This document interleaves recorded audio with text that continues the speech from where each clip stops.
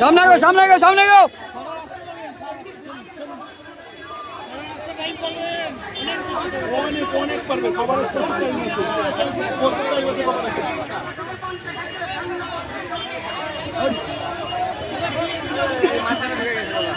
अरे अपन माঝখানে ঢুকে গেল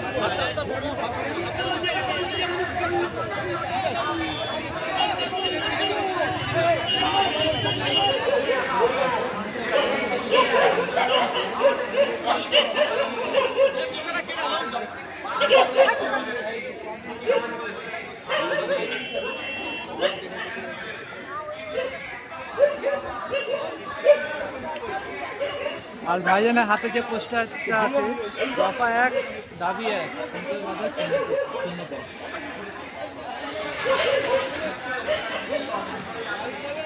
আর ভাইজানের হাতে যে পোস্টারটা আছে দফা 1 দাবি 1 50,000 শূন্য পদ।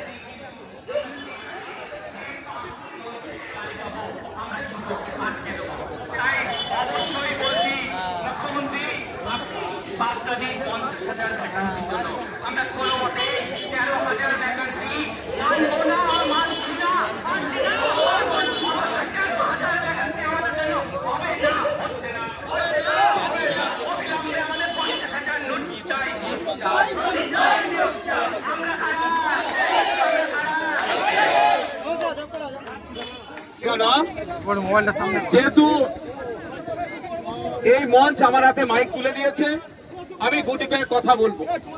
প্রথমত হচ্ছে এই যে দাবি আজকে নিয়ে রাস্তায় নেমেছেন 22 টেট উত্তীর্ণরা, শুধু আমি মনে করি এতে এই হবু শিক্ষক শিক্ষিকাদের দাবি নয়, এটা পশ্চিমবাংলার প্রাথমিক শিক্ষা ব্যবস্থাকে বাঁচানোর দাবি। তাই হবু শিক্ষক শিক্ষিকাদের সাথে আমিও রাস্তায় নেমেছি। আজকে এসে আমরা এখান থেকে রাজ্যের শিক্ষামন্ত্রী এবং রাজ্যের মুখ্যমন্ত্রীকে যে বার্তা দিতে চাই যে পশ্চিম বাংলার বুনিয়াদী শিক্ষা ব্যবস্থাকে আপনাদের শাসনামলে যেভাবে ধ্বংস করেছেন আর যতটুকু বেঁচে আছে আর ধ্বংস করবেন না। 2012 থেকে 2024 এই সময়কালের মধ্যে পশ্চিম বাংলায় প্রায় 25,000 প্রাথমিক শিক্ষা কেন্দ্রকে আপনারা দায়িত্ব নিয়ে বন্ধ করেছেন শিক্ষক না নিয়োগের মাধ্যমে। আর কত স্কুলকে শিক্ষা প্রতিষ্ঠানকে আপনারা বন্ধ করতে চাইছেন? এই মুহূর্তে প্রায় সারা পশ্চিম বাংলা জুড়ে 1.5 লক্ষের কাছাকাছি শূন্য পদ আছে প্রাথমিক শিক্ষা কেন্দ্রগুলোতে। তো অবিলম্বে আপনাকে প্রাথমিক শিক্ষা ব্যবস্থা বাঁচানোর স্বার্থে রাজ্যের শিক্ষামন্ত্রী এবং মুখ্যমন্ত্রীর উদ্দেশ্যে আমাদের এই মঞ্চের পক্ষ থেকে বার্তা, 50,000 কম করে 50,000 ভ্যাকান্সির নোটিফিকেশন দিতে হবে, 50,000 নিয়োগ দিতে হবে এবং শিক্ষা কেন্দ্রগুলোকে বাঁচাতে হবে। সেই শিক্ষা প্রতিষ্ঠানগুলোতে কারা পড়াশোনা করে? প্রান্তিক মানুষেরা, প্রান্তিক সমাজের মানুষেরা, ডে লেবার, ভ্যান চালক, কি ভবিষ্যৎ দিন আনে দিন খাই দলিত আদিবাসী মুসলিম সহ পিছড়ে বর্গের ছেলে মেয়েরা যারা আর্থিকভাবে দুর্বল স্বাবলম্বী নয়, তাদের পরিবারের ছেলেরা যেই শিক্ষা প্রতিষ্ঠানে বুনিয়াদী শিক্ষা অর্জন করে, সেখানে কোনো জায়গায় দেখছি ডেটাতে একজন টিচার আছে, কোন জায়গায় দেখছি টিচার শূন্য অবস্থায় স্কুল চলছে। এগুলো অবিলম্বে সেখানে শিক্ষক দিয়ে শিক্ষার পরিকাঠামোর পরিবর্তন করতে হবে। তাই এখানে মঞ্চের যে দাবি, সেই দাবির সাথে আমি শুধু সহমত নয়, আশা করছি রাজ্যের মানুষ সহমত যে অন্তত স্কুল প্রতি একটা করে শিক্ষক নিয়োগ করা হোক, 50,000 ন্যূনতম 50,000 শিক্ষক নিয়োগ করা হোক। আমি এখানে বক্তব্য দীর্ঘায়িত করবো না, এই জায়গাটাও দীর্ঘ বক্তব্য দেওয়ার জায়গা নয়। আমি শুধু এইটাই বলতে চাই রাজ্য সরকারকে, হয়তো আজকে দেখলেন হাজার হাজার টিচার আসলো, এই ধর্মতলা চত্বরে কিছু বক্তব্য দিল, স্লোগানিং করে বাড়ি চলে গেল। এটা দিকে ভাববেন না যে আমাদের কোনো অসুবিধা নয়।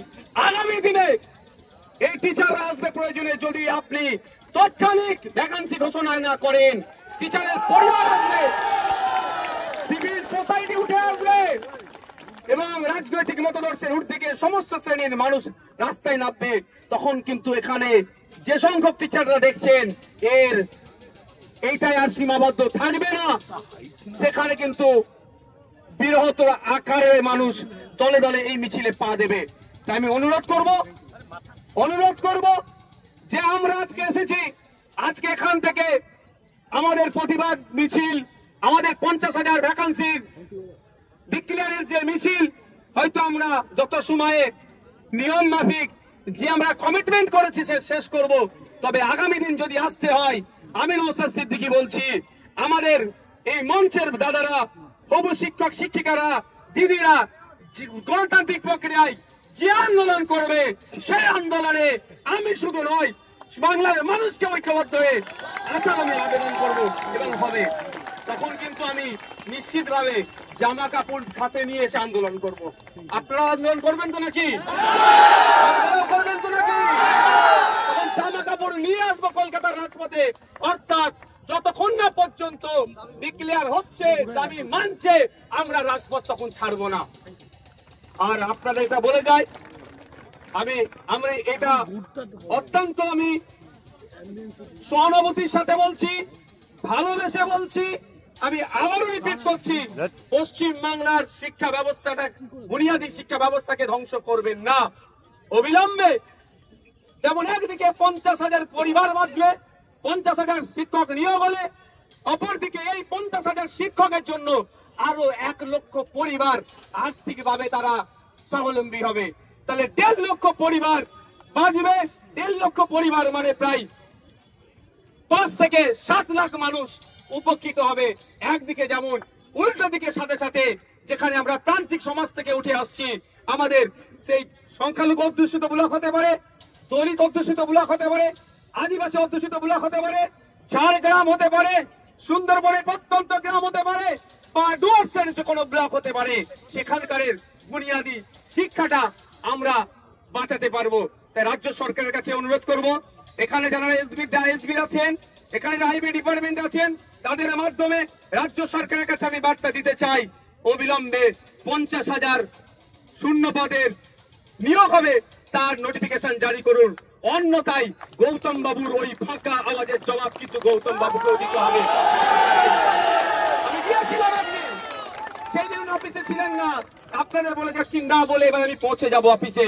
ওনাকে জবাব দিতে হবে যে আপনি বলেছিলেন মিডিয়ার সামনে অ্যালাউ করে যে বছরে বছরে টেট হবে, 2বার করে নিয়োগ হবে, 50,000 পোস্ট আমাদের রেডি আছে, আর আজকে আপনি আমাদের হাতে ললিপপ দিচ্ছেন 13,421 ললিপপ আমরা মানবো না। যখন আমরা প্রতিদ্বন্দ্বিতায় নেমেছিলাম, 6 লক্ষ মানুষ আমরা প্রতিদ্বন্দ্বিতায় নেমেছি, তার মধ্যে থেকে মেধার ভিত্তিতে আমরা পাস হয়েছি। এখানেও মেধার ভিত্তিতে নিয়োগ দিতে হবে, কম করে 50,000 নিয়োগ দিতে হবে। এই বলে আমি আমার বক্তব্য সংক্ষিপ্ত করছি। এই আন্দোলন চলবে, চলছে, চলবে। প্রত্যেকের লাইন শুরু করুন, ব্যানার সহ মিছিল ধীরে ধীরে এগিয়ে যাবে, তারপর প্রত্যেকে একে একে লাইন শুরু করবে।